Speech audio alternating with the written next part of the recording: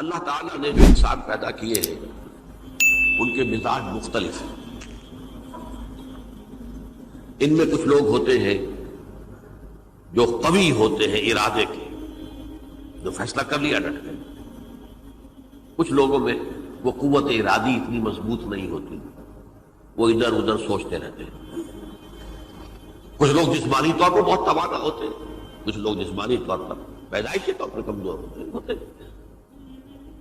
تو اگر کوئی قوت ارادی کمزور رکھنے والا شخص ہے، وہ بھی تو اللہ کی تخلیق ہے، اللہ کا بندہ ہے، خطاؤں کا ظہور ہو جاتا ہے، توبہ کرتا ہے، پھر کچھ عرصے کے بعد پھر خطا کا ظہور ہو جاتا ہے، پھر توبہ کرتا ہے، تو ہم تو یہ سمجھیں گے کہ ایک حد کے بعد پھر اس کی توبہ قبول نہیں ہونی چاہیے۔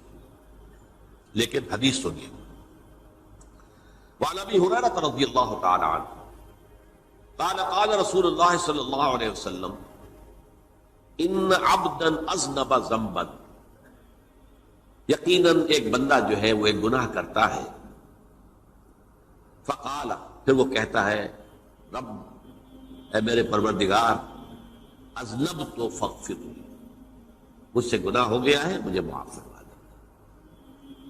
فقال ربہ، تو پروردگار یہ کہتا ہے علم عبدی ان له ربا یغفر الذنب ویأخذ بہ،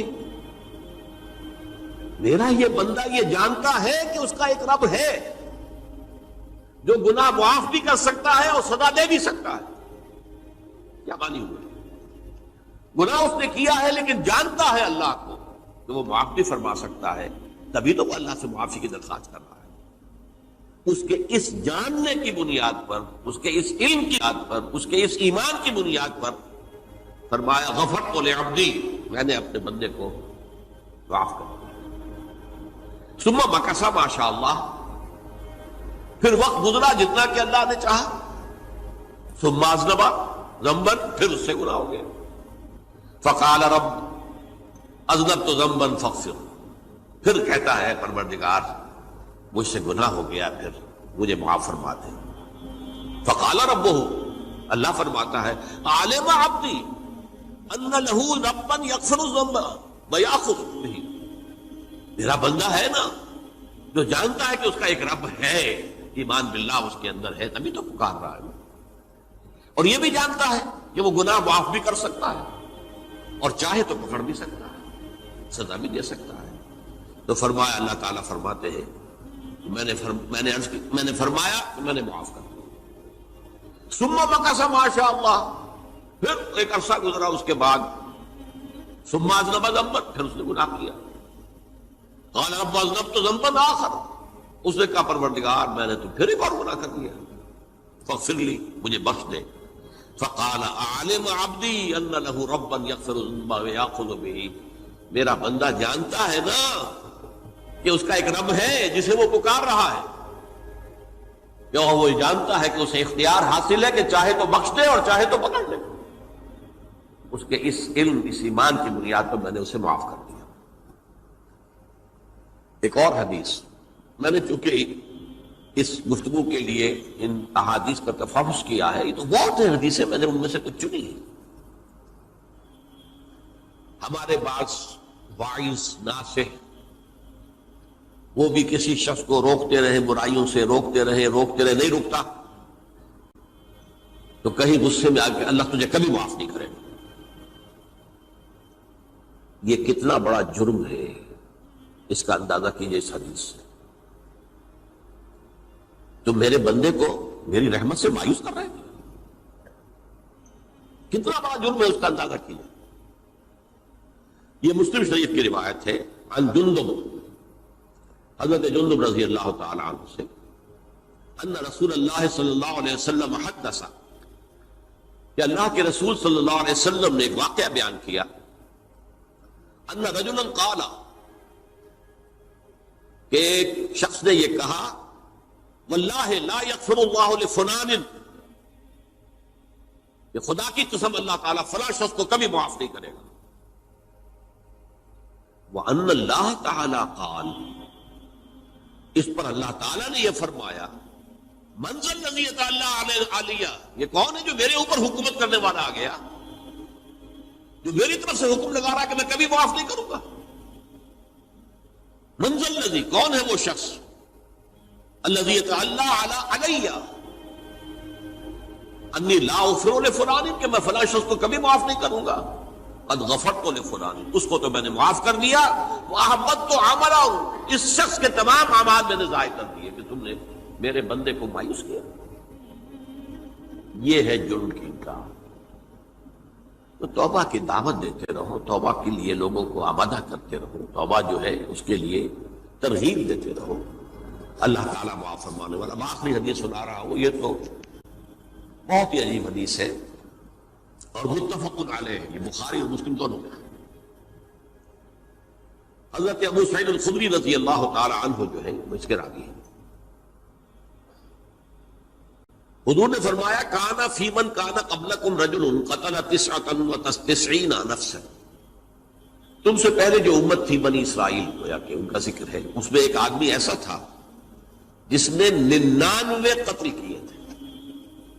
اب آپ اندازہ کیجئے کتنا بڑا گناہ کبیرہ ہے قتل۔ قرآن مجید میں آتا ہے وَكَأَنَّمَا قَتَلَ النَّاسَ جَمِيعًا، اگر ایک انسان کو بھی ناحق قتل کر دیا گیا تو یہ ایسی ہے گویا کہ اس نے پوری نوع انسانی کو قتل کر دیا، اس نے 99 قتل کیے۔ فَهَلْ لَهُ مِن تَوْبَةٍ، پھر اس کے بعد یہ ہوا کہ اس کے اندر توبہ کا جذبہ پیدا ہوا۔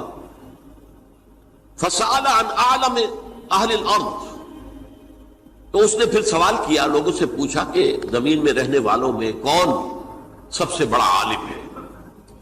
فَدُلَّ عَلَىٰ رَاهِبٍ، اسے بتایا گیا فلاں راہب فلاں جگہ پر ہے، وہ بہت نیک ہے، بڑا عالم ہے۔ فَأَتَاهُ، وہ اس کے پاس آیا، فَقَالَ أَنَّهُ قَتَلَ 99 نَفْسًا فَهَلْ لَهُ مِن تَوْبَةٍ، انہوں نے کہا دیکھیے راہب صاحب، میں نے 99 انسان قتل کیے، اب مجھے یہ بتائیے کہ میرے لیے توبہ کا کوئی امکان ہے؟ فَقَالَ لَا، انہوں نے کہا نہیں۔ فَقَتَلَهُ، اس نے اس کو بھی قتل کر دیا۔ فَكَمَّلَ بِهِ 100، اپنی سینچری مکمل کر لی، مطلب 99 کے بعد ایک کی کسر تھی، اس کو بھی قتل کیا، 100 پورے کر لیا۔ ثُمَّ سَأَلَ عَنْ عَالِمِ أَهْلِ الْأَرْضِ، پھر اس نے پوچھا کوئی اور کوئی بڑے عالم انسان ہو۔ فَدُلَّ عَلَىٰ رَجُلٍ عَالِمٍ، پھر اس کی رہنمائی کی گئی ایک بڑے عالم شخص کی طرف۔ فَقَالَ إِنَّهُ قَتَلَ 100 نَفْسٍ، تو اس نے وہاں جا کر کہا کہ میں 100 انسان ہلاک کر چکا ہوں، قتل کر چکا ہوں۔ فَهَلْ لَهُ مِن تَوْبَةٍ، میرے لیے توبہ کا کوئی امکان ہے؟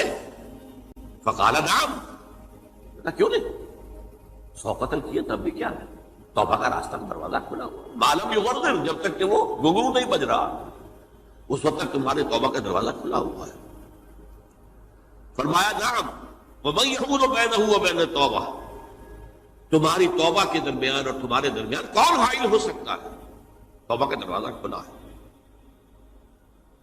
لیکن ساتھ ہی کہا انطلق الی ارض کذا و کذا، اب تم ایسے کرو جہاں تم رہتے ہو وہاں نہ جاؤ واپس، وہاں کا ماحول اچھا نہیں ہے، معاشرہ اچھا نہیں ہے، ہو سکتا ہے کہ تم توبہ پر قائم نہ رہ سکو، تم فلاں جگہ چلے جاؤ، وہاں اچھے لوگ آباد ہیں، ان میں جا کر رہو۔ فإن بها اناس یعبدون اللہ تعالی، وہاں ایسے لوگ آباد ہیں جو اللہ کی بندگی کرتے ہیں۔ فاعبد اللہ معہم، تو تم ان کے ساتھ مل کر اللہ کی بندگی اور پرستش کرو۔ ولا ترجع الی ارضک، اپنی زمین کی طرف اپنے وطن میں واپس بن جاؤ۔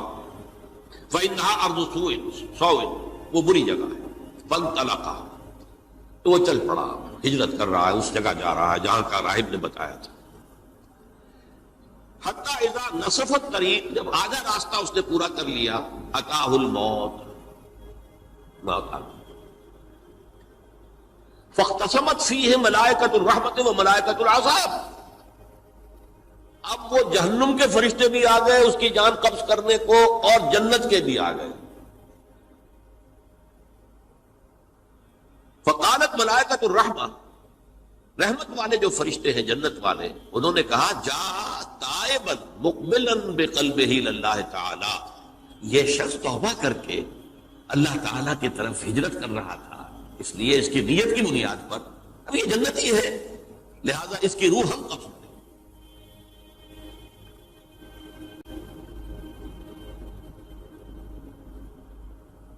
وقالت الملائکۃ العذاب، اور وہ جو عذاب والے فرشتے ہیں وہ کہیں گے انہ لم یعمل خیرا قط، تو نے توبہ کے بعد کوئی نیک عمل تو کیا ہی نہیں، تو کس بنیاد پر اس کو تم جنت میں لے جاؤ گے؟ اس کو تو دوزخ میں جانا چاہیے۔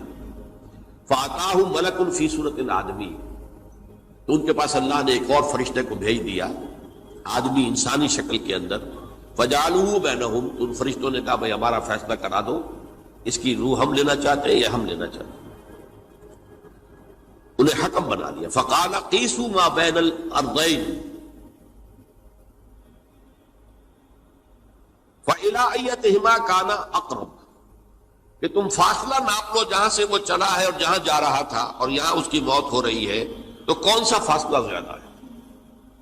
جب ناپا گیا، بلکہ ایک حدیث میں آتا ہے کہ اس پر اللہ نے زمین کو جو ہے حکم دے دیا، ایک طرف والی زمین تو سکڑ جا، دوسری والی جو ہے تو پھیل جا، تاکہ وہ جدھر جو جا رہا تھا وہ زیادہ قریب ہو جائے بنسبت اس کے کہ جہاں سے وہ چلا تھا۔